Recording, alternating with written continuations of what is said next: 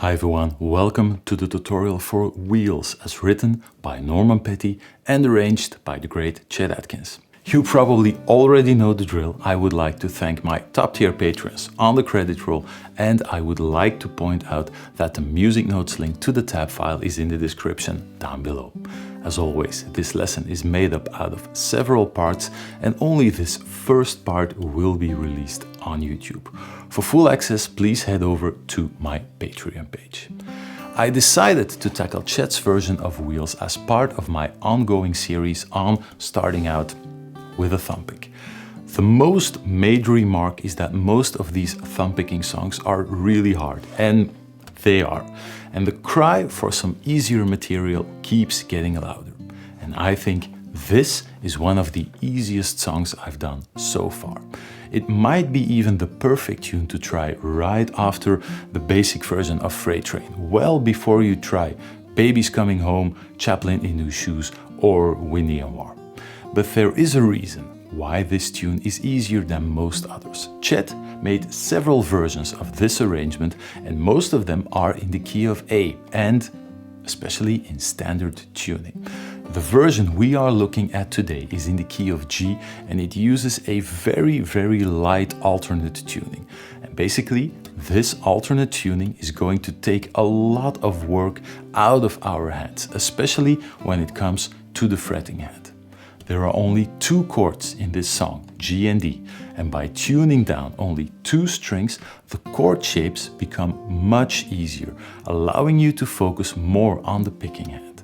Hopefully that extra focus will allow you to overcome the many challenges that this tiny piece of plastic brings forward. The bulk of the song is made up out of repeating parts, both rhythmic and melodic, and I start out with the most basic version possible before I start adding variations. Ready to give it a try? Straight to work then. Okay, straight to playing then. All we need is a thumb pick and an acoustic guitar. Now, we are not in standard tuning in this case. Chet has a version of Wheels in A as well, in the key of A, but today we are going to look at his version in the key of G. The reason is Chet uses a light alternate tuning for this version, and it makes things for the left hand incredibly easy. You'll see, you can basically play this whole tune with just two chord shapes. That's all you need. Chet changes the tuning. He drops down the low E string to a D, and he drops down the low A string to a G. So you get D, G, D, G, B, E. And it's a perfect combination of an alternate tuning to make life easier on the left hand and standard tuning. You can still use the four top strings to navigate your way around the neck because they are still in standard tuning, and those two bass notes are going to make life a lot easier. For instance, this is how a G chord normally looks, and now with this alternate tuning, this is how the G chord looks. You don't need any fingers in the bass at all. So I know going for an alternate tuning in the beginning can seem like a hassle or something that you always have to think of. Some people really tend to go out of their way to avoid them. But in this case, these light alternate tunings where you just have to drop one or two strings down a full step, I suggest you get used to them as quickly as possible because they do pop up all the time. That being said, let's have a first look at the verse.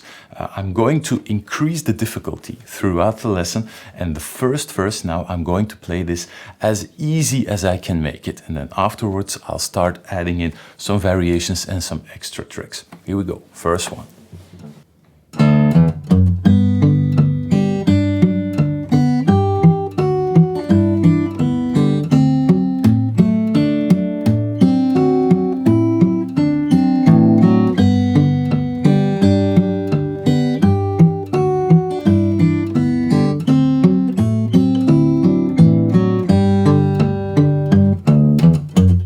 And straight into verse number 2. As you can see, only two chord shapes. One around the G chord with lots of open strings, one around the D dominant chord with a bar. But I'll just go over them one by one.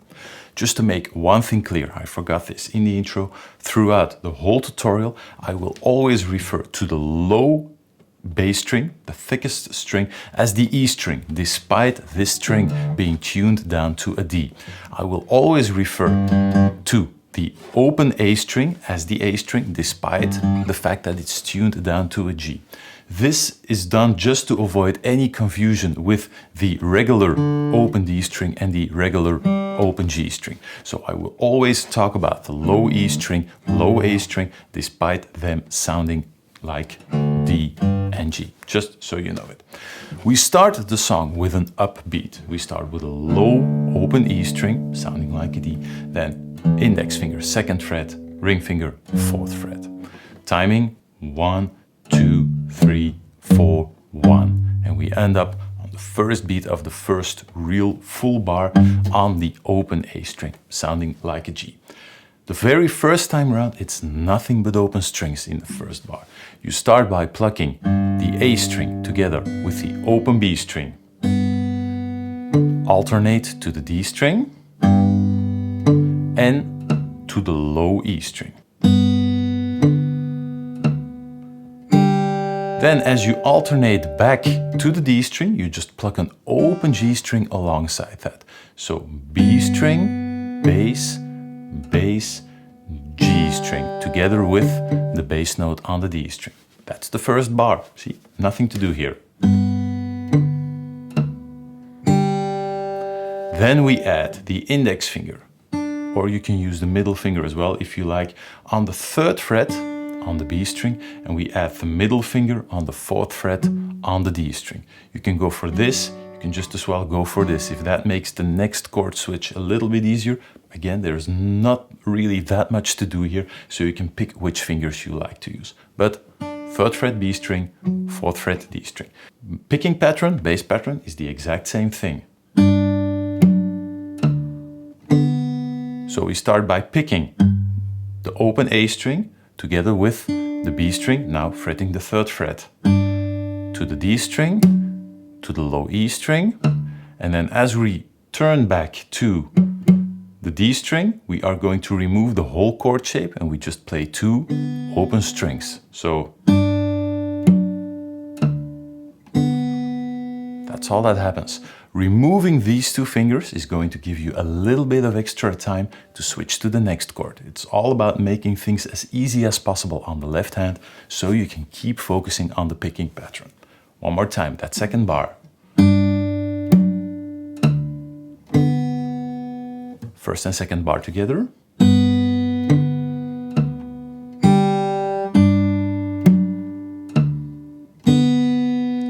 Then you drop down the pinky, 3rd fret on the high E string, ring finger, 3rd fret on the B string, index finger, 2nd fret on the D string.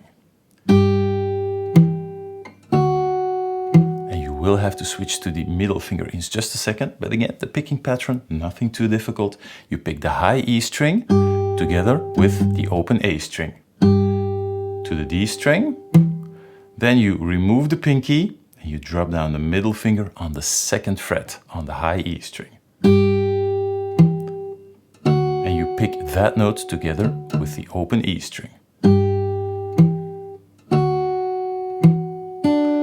Now the very first melody note that we are going to play in between 2 bass notes. I'm going to try to limit these as much as possible in the first verse, but I think this is a crucial one. So 1, 2, 3, 4, 1. So in between the bass note on the D string and the next bass note on the A string, you pluck the 3rd fret on the B string. One more time, really slowly. 1, 2, 3, 4, 1. And you just remove everything apart from that 3rd fret, not right away, it's going to cut it short, but in this case, everything else can go.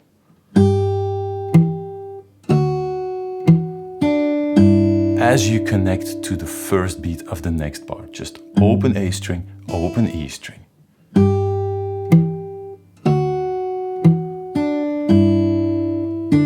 You re-pick the 3rd fret on the B string while playing the bass note on the open D string.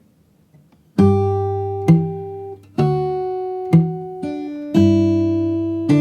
And then you even remove that third fret ring finger as you head for the low E string together with the open bass string. And one more time, just two open strings, D string and G string. So only that last bar is this.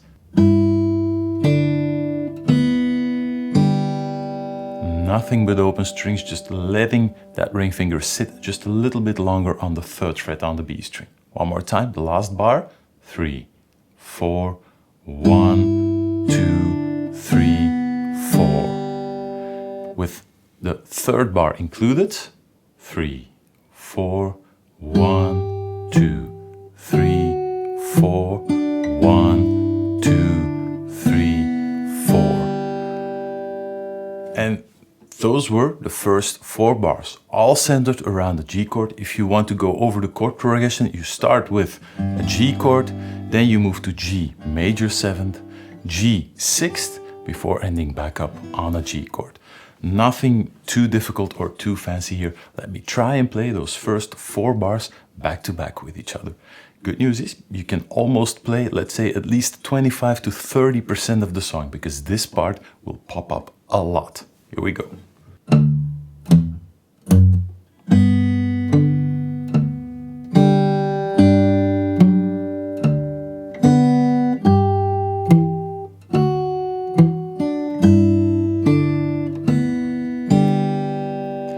Then we move to the D dominant chord. This is a bit trickier. Chet uses a full bar, but you don't even really need to if you don't want to. Let's go over his fingering. He starts with the bar at the 2nd fret, then adding the pinky to the 5th fret on the G string and the ring finger to the 4th fret on the D string. You will have to use the middle finger on the 3rd fret on the B string, as well. So you get open string, 2nd fret, 4th fret ring finger, 5th fret pinky, 3rd fret with the middle finger, and then the bar stretches in some chords all the way to the high E string 2nd fret. So a full D dominant chord. This is how the picking pattern goes in the first bar. Again, nothing too tricky. You start by plucking the open E string together with the pinky 5th fret on the G string, then you just move through the bass pattern. E string, D string, A string, and as you head back to the D string, you remove the pinky, laying down the bar on the 2nd fret, you play the D string, 4th fret, together with the G string, 2nd fret. 1, 2, 3, 4. Then you have to use the middle finger, 3rd fret on the B string, so you don't have to put all of those fingers down straight away. This is the time where I'm adding the 3rd fret on the B string. One more time, the first bar, 1, 2, 3, 4, 1. Dropping down the middle finger on the 3rd fret, picking pattern in the bass, the exact same thing. E string, D string, A string, and as I head back to the D string, I'm dropping down the pinky again for the exact same melody note we started out with. So only that 2nd bar, 1, 2, 3, 4. I have to be honest, I'm changing the melody slightly here. Chet plays this section even further down on the bass strings, which I think makes it a lot trickier than it needs to be for a beginner lesson. So I'm taking a few liberties here. One more time, that 2nd bar by itself, 1, 2, 3, 4, dropping down the pinky all the way at the end. Let me play bars 1 and 2 of this section back to back. 3, 4, 1, 2, 3, 4, 1, 2, 3, 4, 1. Still holding down the bar on the 2nd fret, we are now plucking the high E string together with the low E string. High E string still pushing down on the 2nd fret. To the D string. Now the trickiest move of the whole song is you now have to lift up the bar while you keep pushing down on the 2nd fret on the A string, because we need an open E string. So from the bar on the 2nd fret, you just lift up slightly, so we get that open E string on top, and in a second you can drop it back down. Only that 3rd bar, 1, as you can see, everything else, I'm keeping everything else in its place. So I'm just lifting up the bar to get the open E string while I keep pushing down on the index finger and especially also the ring finger for the bass part. E string, D string, A string, D string. That's what you get in the bass part, and the only tricky part of the whole song is really lifting up that bar while keeping pressure on the index finger. The next bar is just using that same chord shape. Only the last bar. And there's also something that will probably take a little bit of time. That very last melody note is sitting in the bass part. But first, the first two beats, nothing too difficult there. Open E string together with the B string, 3rd fret, still holding down the same chord shape, to the D string, together with the G string, still holding down the pinky on the 5th fret. And now I'm going to remove the ring finger, and I'm just going to play the bar on the A string and the D string at the same time, thumb pick on the A string, index finger plucking the D string, and then adding the ring finger back to the 4th fret and just playing with the thumb pick. This last note is both the melody note and the bass note at the same time. And because that last melody note is both the bass note and the melody note at the same time, I'm always going to try to remove the muting in that section. So I'm going to mute everything else. Muted bass note, still muted, open, open, and then heading into the next chord. So that might be tricky, just all the way at the end, releasing the muting, halfway the bar to make sure that you get those two last melody notes, 2nd fret on the D string, 4th fret on the D string, that those sound a little bit more clear as when you would be muting them. Let me play those last two bars back to back. 1, 2, 3, 4, 1, 2, muting drops away, and I add the muting again immediately on the first beat of the next bar. Good news is the next 8 bars, mostly repetition of what you already learned. Let me play those 4 bars around the D chord one more time really slowly.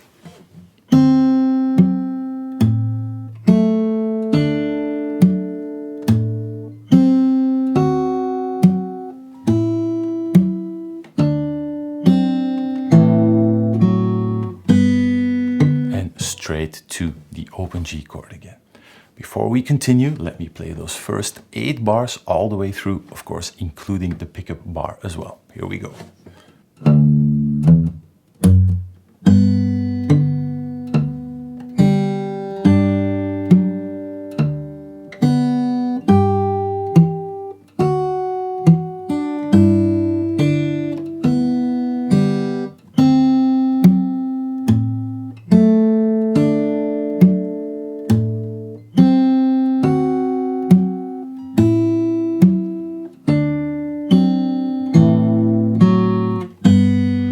Next 8 bars, most of it is repetition. Here we go. You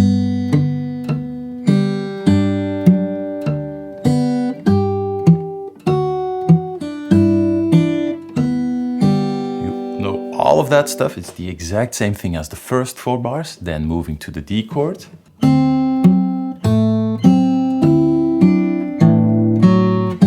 We know the chord shape, but the melody is just slightly different. We start with the exact same thing as before. Open E string together with the 5th fret on the G string, D string, then removing the pinky straight away as we head for the A string, and putting it down straight away again. Lifting up the bar again, together with the low E string,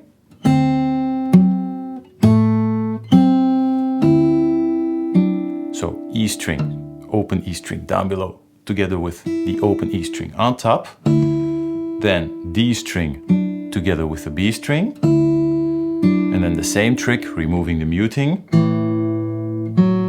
picking the A string with the thumb pick, D string with the index finger, adding the ring finger on the 4th fret, and ending up on another G chord. Those first 2 bars around the D chord, one more time.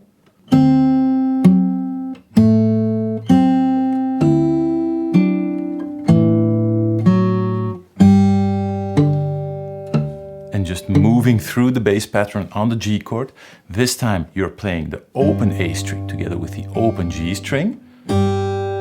D string, E string, D string, G.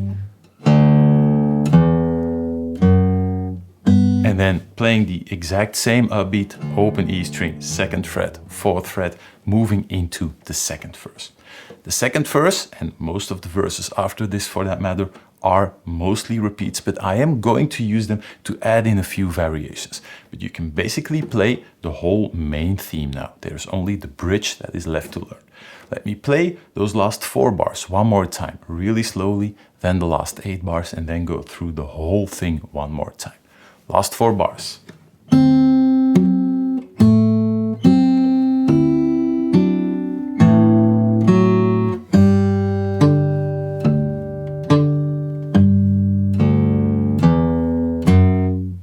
And then straight into the next verse.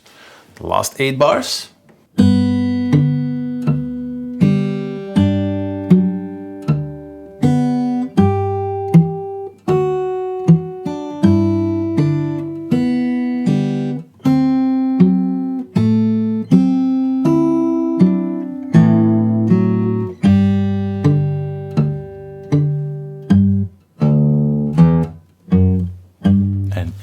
Verse 2.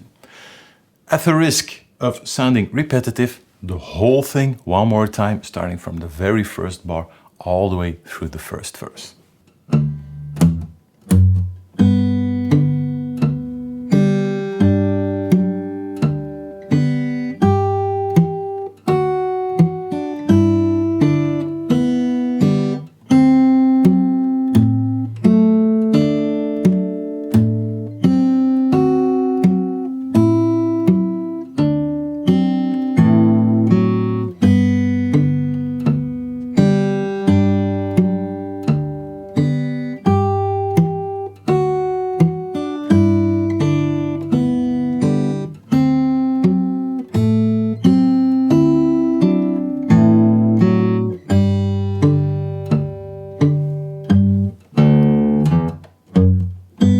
And straight into verse number 2.